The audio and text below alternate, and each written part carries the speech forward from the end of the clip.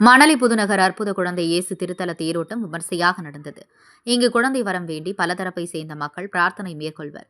இந்நிலையில் இந்த கோவிலின் 45ஆம் ஆண்டு பெருவிழா மிக விமர்சையாக கடந்த வாரம் 28ஆம் தேதி கொடியேற்றத்துடன் துவங்கியது. ஆண்டுதோறும் மணலி புதுநகர் அற்புத குழந்தை இயேசு திருத்தலத்தில் நடைபெறும் பெருவிழா கடந்த டிசம்பர் 28 முதல் ஜனவரி 6 வரை 10 நாள் திருவிழாவாக கொண்டாடப்படும் நிலையில் இந்த திருவிழாவில் முக்கிய நிகழ்வான தேரோட்டம் மிக விமர்சையாக நடைபெற்றது. இதில் ஏராளமானோர் அழகிய வண்ண மின்விளக்குகளால் அலங்கரிக்கப்பட்ட அன்னை மாதா மற்றும் குழந்தை இயேசு தேரனை மணலி புதுநகர் முக்கிய வீதிகளில் கிறிஸ்தவ பாடல்கள் பாடி பவனியாக சென்றனர். சென்னை மணலி புதுநகரில் அற்புத குழந்தை இயேசு திருத்தலம் பிரசித்தி பெற்றது. இங்கு தினம்தோறும் நூற்றுக்கணக்கானோர் வந்து குழந்தை வரம் வேண்டி பிரார்த்தனை மேற்கொள்கின்றனர். இந்த அற்புத குழந்தை இயேசு கோவிலில் 45ஆம் ஆண்டு பெருவிழா கடந்த டிசம்பர் 28 ஏராளமான ஒரு பங்கு பெற்று திருப்பலிகளுடன் கொடியேற்றத்துடன் பெருவிழா தொடங்கியது.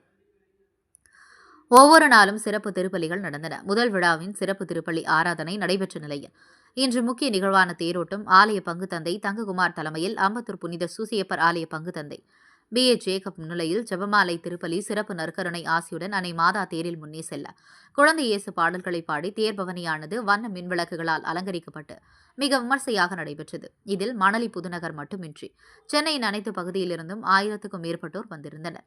தேர் திருத்தலத்தை சுற்றியுள்ள தெருக்களில் வலம் வந்தபோது பாடல்கள் பாடியவாறு பக்தர்கள் பிரார்த்தனையுடன் நடந்து வந்தனர்.